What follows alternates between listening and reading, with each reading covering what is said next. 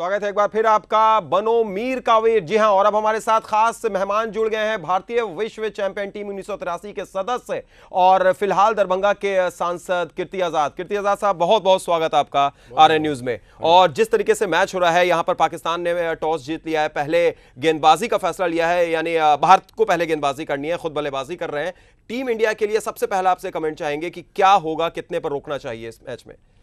जिस प्रकार से गेंदबाजी हमारे बांग्लादेश के विरुद्ध गेंदबाजों ने की है, उससे तो सच में बहुत निराशाजनक था। उनसे आशा यह है कि अच्छी लंबाई और दिशा से गेंद करें।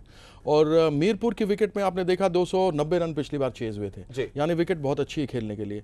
गेंदबाजों को सटीक लाइन से गेंद करना पड़ेगा और जितनी कम में रिस्ट्रिक्ट कर सकें। हालांकि स्कोर तो 300 सवा 300 भी कम नहीं लगता इन पिचों के ऊपर में, लेकिन लाइन और लेंथ अच्छा रखें तो आप जरूर बल्लेबाज के ऊपर दबाव डाल सकते हैं। बिल्कुल। और कीर्ति साहब, पिछले मैच में हमने ये भी देखा था कि अंतिम समय में जब मैच बिल्कुल एंड की तरफ बढ़ रहा था तो ड्यू बहुत ज्यादा मैदान पे पड़ने लगी थी और उसका बहुत ज्यादा फायदा हुआ था बल्लेबाजों को। भारतीय गेंदबाजों की अगर बात करें, इरफान पठान की बात करें, अशोक डिंडा की बात करें, यॉर्कर ट्राई करना चाह रहे थे और सबके सब गेंद फुल टॉस हो रही थी, ग्रिप नहीं बन रहा था। और आज जब भारत पहले गेंदबाजी कर रहा है, धोनी ने भी यही कहा कि गुड टॉस टू लूज है, हम भी चाहते थे कि पहले गेंदबाजी करें। तो ये ड्यू फैक्टर कितना ज्यादा टीम इंडिया को मदद दे सकती है जब भारत चेस करेगा इस मैच में?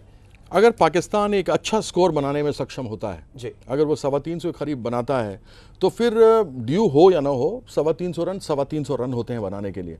250 के आसपास रन बनते हैं। आउट होने को कोई भी टीम हो सकती है, लेकिन ड्यू फैक्टर तब समझ में आता है जब उतने ज़्यादा रन, उतना ज़्यादा दबाव आपके ऊपर नहीं है। यदि पाकिस्तान 325 रन बनाने में कामयाब हो जाता है तो मैं ये नहीं कहता हूँ कि भारत नहीं बना सकती है, लेकिन दबाव उतने ही ज़्यादा भारतीय बल्लेबाजों पर होगा, क्योंकि एक पहाड़ सा स्कोर आपके सामने दिखता है। तो ड्यू फैक्टर अवश्य कारगर होता है इन परिस्थितियों में। लेकिन अगर दूसरी टीम ने अच्छा स्कोर कर लिया और शुरुआती झटके भारतीय टीम को दे दें और जिस प्रकार की बल्लेबाजी हमारी चल रही है, फिर तो हम कशमकश और समस्या में फंसने वाले हैं। बिल्कुल। यानी आपकी नजर में अगर सिर्फ टोटल देखा जाए, भारत को अगर रोकना हो पाकिस्तान को, तो कहां तक रोका जाए? कौन सा अच्छा एक टोटल रहेगा? मिनिमम। क्रिकेट में अगर मगर तो चलता नहीं है, इसको कहते हैं ना घोर अनिश्चितताओं का खेल है। सो ये कहना बड़ा कठिन होता है कि क्या होगा, लेकिन जो परिस्थिति है, ड्यू की परिस्थिति देखें या दूसरी परिस्थितियों को देखें, तो 325 स्कोर एक अच्छा स्कोर है भारतीय टीम के लिए अपने आप को बचाने के लिए। जी, 225 एक अच्छा स्कोर है। 325 हाँ। आप ये मान रहे हैं कि नहीं, पहले पाकिस्तान बल्लेबाजी कर रहा है, तो यहां पर पाकिस्तान अगर 325 बनाएगा तो भारत को समस्या होगी। इसलिए मैंने कहा कि अच्छी लंबाई और दिशा से गेंद करते हैं और उनको रिस्ट्रिक्ट कर लेते हैं, तब तो आप ड्यू का फायदा भी ले सकते हैं। जी जी, जब तब ड्यू का फायदा मिल सकता है। और इसमें कौन से ऐसे गेंदबाज होंगे जिनसे उम्मीदें होंगी? क्योंकि जहीर खान के चोटिल होने की वजह से सारा दारोमदार इरफान पठान पर है। इरफान पठान पिछले मैच में हमने देखा था कि थोड़ा भटक गए थे जब ड्यू फैक्टर आया था, गेंदबाजी उनकी दिशाहीन रही थी, लेकिन उससे पहले वाले मैच में श्रीलंका के खिलाफ उन्होंने 4 विकेट निकाला था। उसके अलावा अशोक डिंडा आपके पास तेज गेंदबाज हैं और प्रवीण कुमार है, ये 3 तेज गेंदबाज हैं। स्पिनर की अगर बात की जाए तो अश्विन है और आज यूसुफ पठान को भी मौका दिया गया है। तो क्या लगता है कौन से ऐसे गेंदबाज हो सकते हैं इस पिच पर जो पाकिस्तान के खिलाफ अच्छी गेंदबाजी करेंगे? इरफान पठान के लिए तो अच्छा है कि वो पहले गेंद कर रहे हैं, ड्यू में गेंद नहीं डालेंगे, क्योंकि स्विंग कराते हैं। वो तेज गेंदबाज नहीं है कि वो 90 मील प्रति घंटा से आएंगे, गेंद को डालेंगे और बल्लेबाज को विचलित कर देंगे। वह एक अच्छा स्विंग गेंदबाज है और गेंद कई बार पुरानी होती है तो रिवर्स स्विंग करने में भी आसानी होती है, लेकिन जब गेंद गीला होता है तो रिवर्स स्विंग नहीं होता है। तो ऐसे में इरफान के लिए और प्रवीण कुमार स्विंग कराते हैं दोनों तरफ में, तेज उतने ज्यादा नहीं है लेकिन मूवमेंट पे ज्यादा विश्वास करते हैं। ऐसे में पहले बॉलिंग करना एक समझता हूं कि भारतीय इन गेंदबाजों के लिए भी फायदेमंद है। डिंडा तेजी से गेंद करते हैं, उनमें अनुभव उतना नहीं है, लेकिन अगर शुरू में अपनी तेजी के साथ झटके मारते हैं तो पाकिस्तान बैकफुट पे होगा। कीर्ति साहब, आपने बहुत ज्यादा क्रिकेट मैचेस भी खेले हैं और जहां तक बात है 1983 विश्व चैंपियन में टीम इंडिया के सदस्य भी रहे थे। पाकिस्तान के खिलाफ जब मुकाबला होता है तो यहाँ पर तजुर्बा कितना मायने रखता है? तजुर्बे की सबसे बड़ी बात मैं इसलिए कर रहा हूं क्योंकि आपने डिंडा का नाम लिया। डिंडा ने बहुत कम अंतरराष्ट्रीय मैच खेले हैं, पाकिस्तान के खिलाफ खेल रहे हैं, कितना ज्यादा डिंडा नर्वस हो सकेंगे इस मैच में? देखिए, अगर डिंडा नर्वस हो गए तो पाकिस्तानियों का डंडा चल जाएगा उनके ऊपर डिंडा के ऊपर डंडा चलेगा।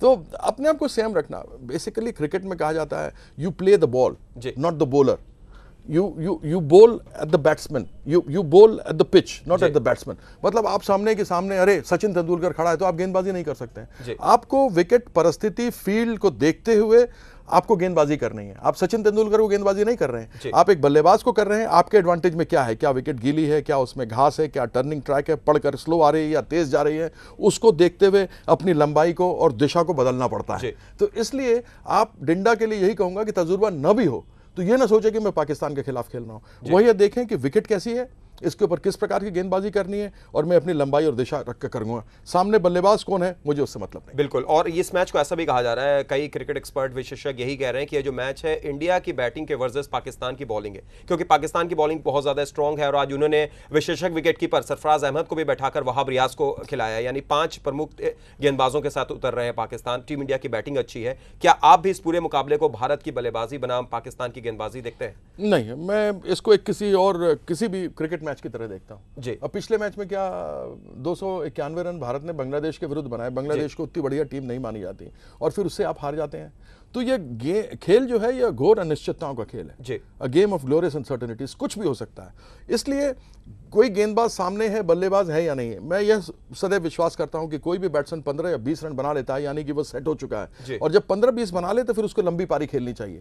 अगर शुरू में गेंदबाज अच्छी टाइट गेंदबाजी करता है तो उसको उस लय में गेंदबाजी करनी चाहिए, कुछ नया प्रयोग करने की आवश्यकता नहीं है। बिल्कुल, बिल्कुल। ऐसी परिस्थिति में आप यह अवश्य कह सकते हैं भारतीय बल्लेबाज, लेकिन भारतीय बल्लेबाज चमके केवल अभी आकर बांग्लादेश में चमके। सही कहा आपने। उसके पहले एक मैच होबार्ट में इन्होंने अच्छी बल्लेबाजी की थी, विराट कोहली और गौतम गंभीर की बात करें तो वो तो साहब कभी ना कभी तो। चलिए, एक चीज हम आपसे और जानना चाहेंगे, जहां तक सवाल है मनोबल का। टीम इंडिया बांग्लादेश से हारी है, हालांकि हम ये नहीं कह सकते हैं कि एज ए क्रिकेट एक्सपर्ट की कौन टीम छोटी है कौन टीम बड़ी है, लेकिन फिर भी बांग्लादेश से हारी है, मनोबल काफी गिर गया होगा। 290 का स्कोर बनाने के बाद हार गए हैं। इन सब चीजों में मनोबल नहीं, इन सब चीज में मनोबल नहीं। आप ऑस्ट्रेलियन टीम बांग्लादेश से हार गई थी इंग्लैंड में, तो ये एक हार और जीत के खेल का हिस्सा होता है। खेल का है, लेकिन निरंतरता आपके परफॉर्मेंस में होनी चाहिए। अगर निरंतरता आपकी that is consistency in performance.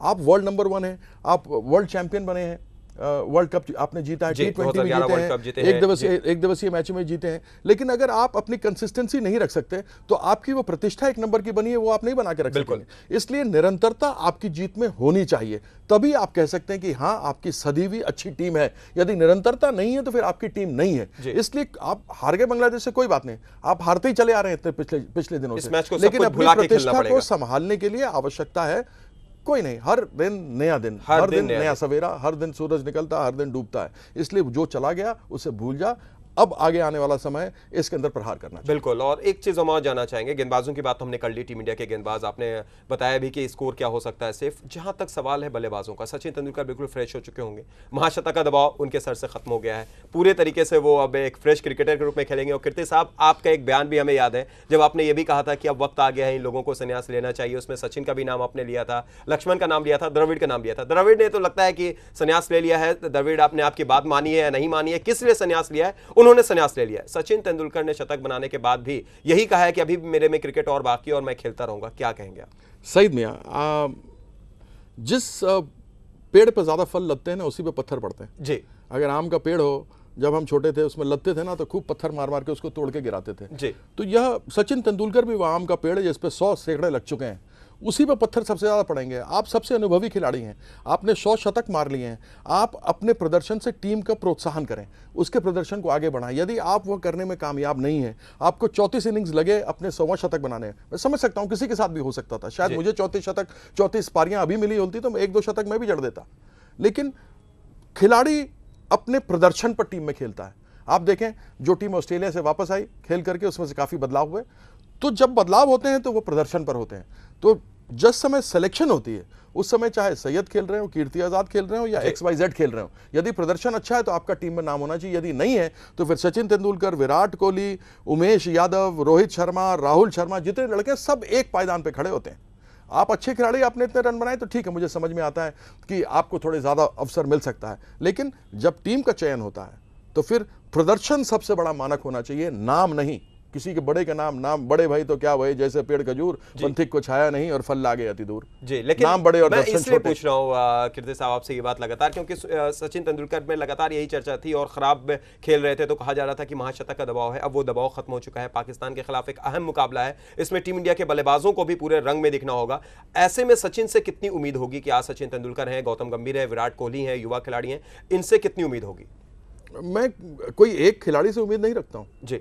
मैं खिलाड़ी, पूरी टीम पूरी जीतती है, एक आदमी नहीं टीम को जिता सकता है या हरा सकता है, उसमें पूरी टीम का योगदान होता है। लेकिन जो वरिष्ठ खिलाड़ी होते हैं, जो अनुभवी होते हैं, उनसे यह अपेक्षा होती है कि हर तीसरे चौथे मैच में 50 या 100 रन बनाएं जी। ऐसे में सचिन तेंदुलकर की जो जिम्मेवारी है वो बहुत ज्यादा बढ़ जाती है। अब विराट कोहली की भी जिम्मेवारी है, वाइस कैप्टन टीम के हैं, अभी नए नए खेलने के लिए आए, जिस प्रकार का जज्बा उन्होंने दिखाया है वह अपने आप में एक मिसाल है जी। और वह मिसाल, वह तेजी, वह जज्बा बहुत सारे हमारे सीनियर खिलाड़ी में नहीं दिखता। वक्त आ चुका है। क्या कई बार ऐसा होता है, अभी मैं भी कई बार मैच देखता हूं तो दिमाग तो चलता है, शरीर नहीं चलता है। ऐसी परिस्थिति लोगों के साथ आती है जैसे जैसे जैसे जैसे दिन ढलता चला जाता है, यानी उम्र ढलती चली जाती है।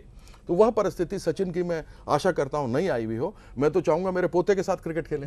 हाँ? लेकिन निरंतरता अपने प्रदर्शन में रखें, निरंतरता अपने प्रदर्शन में रखें। और इस मैच की अगर बात कर ली जाए, फेवरेट आपको कौन दिखाई दे रहा है, भारत या पाकिस्तान? और दूसरी तरफ एक और हम टेक्निकल क्वेश्चन भी आपसे करना चाहेंगे कीर्ति साहब। पाकिस्तान बोनस अंक के साथ पहले ही फाइनल में जगह बना चुकी है, टीम इंडिया को बोनस अंक नहीं मिला है। आज भारत जीत जाता है ये मुकाबला तो फाइनल में उसके बने रहने की संभावना रहेगी, फाइनल में पहुंचेगा नहीं, क्योंकि एक मुकाबला बांग्लादेश और श्रीलंका का भी है। वहां पर अगर कुछ एक और उलटफेर होता है, बांग्लादेश एक और मैच जीतती है, तो फिर भारत की मुश्किलें एक बार फिर खड़ी हो जाएंगी। यानी आज आपको बोनस अंक से भी जीतना पड़ेगा। क्या उम्मीद है कुछ बोनस से हम जीत सकते हैं? आपने अभी दबाव की बात की थी ना जी, किसके ऊपर दबाव होगा, कौन होगा, क्या होना चाहिए, नहीं होना चाहिए। आज के दिन पाकिस्तान के ऊपर दबाव नहीं होगा जी, ये बिल्कुल सही। फाइनल आ चुकी है जी, दबाव आज हिंदुस्तान पे होगा। और हिंदुस्तान दबाव में बहुत अच्छा खेलती है, लेकिन कई बार दबाव में आप ज्यादा अच्छा करने के चक्कर में, बोनस पॉइंट लेने के चक्कर में बिखर भी जाते हैं। इसलिए अपने संयम को रखना है, अधीर नहीं होना है जी। संयम रखना है, मेरिट पे खेल को खेलना है। आज उस प्रकार से खेल होगा, ये नहीं होगा कि आप टारगेट बना रहे हैं और 6 आउट हो गए और आपको समझ नहीं आ रहा है। आज आपको खेलना होगा नॉर्मली कि भाई हम 5 रन 6 रन एक ओवर में निकालने की कोशिश करते हैं, पिच भी अच्छी है। आप पहले तो अब आप चेज करेंगे। पाकिस्तान ने पहले इसलिए किया क्योंकि फाइनल में पहुंच चुकी है, इसलिए वो चाहेगी कि पहले बैटिंग करके हम एक अच्छा बड़ा टारगेट खड़ा करें, हमारे पे दबाव नहीं, हमारे पे दबाव नहीं, ठीक है। तो वो दबाव भारत के ऊपर होगा। ऐसी परिस्थिति में आपको नॉर्मल क्रिकेट खेलनी होगी। इरफान पठान और प्रवीण कुमार से शुरुआती झटके डिंडा के साथ, डंडा ना खाए और शुरुआती अच्छा करे, डंडा उड़ाए। हाँ, तो यह 3 हमारे लिए बड़े कारगर साबित हो सकते हैं। चलिए कीर्ति साहब, आप बने रहिए हमारे साथ। हम रुक रहे हैं एक छोटे से ब्रेक के लिए। हमारे साथ लगातार 1983 विश्व चैंपियन टीम के सदस्य कीर्ति आजाद बने हुए हैं। तुरंत रुक रहे हैं, लौट रहे हैं जल्दी।